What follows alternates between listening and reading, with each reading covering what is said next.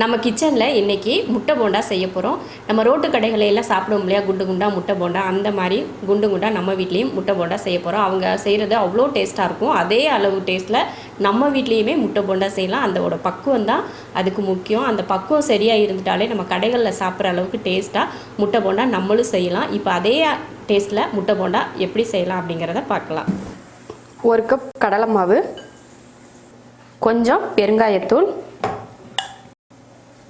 1/2 spoon மிளகாத்தூள். நம்ம காரத்தை பொறுத்து மிளகாத்தூள் சேர்த்துக்கலாம். தேவையான உப்பு. இப்போ இதை கலந்துடலாம்.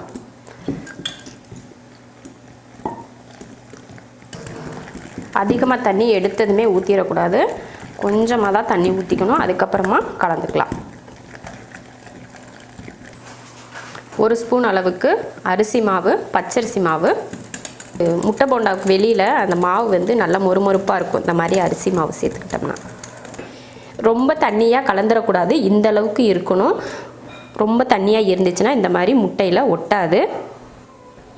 அவ்வளோதான், மாவு கலந்தாச்சு. இப்போ முட்டையை போட்டு எடுத்துக்கலாம்.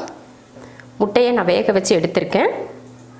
அதில் இந்த மாதிரி லைட்டாக அப்படி ஓட்டை போட்டுக்கலாம்.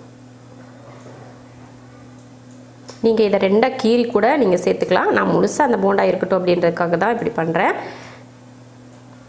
அப்படியே சுற்றி நல்லா இந்த மாதிரி ஓட்டை போட்டு இப்போ மறுபடியும் இந்த ஸ்பூனோடையே இப்படி முக்கிக்கலாம். இது போல் முக்கி எடுத்துட்டு இப்போ எண்ணெயில் போட்டுக்கலாம்.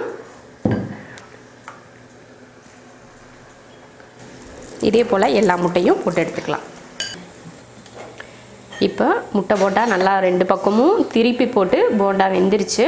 இப்போ எடுத்துக்கலாம். நல்ல கலர் மாதிரி வந்துருச்சு பாருங்கள். மேலே இருக்க மாவு மட்டும்தானே, அதனால் சீக்கிரமாக மேலே இருக்க மாவெல்லாம் வெந்துடும். இப்போ எடுத்துக்கலாம்.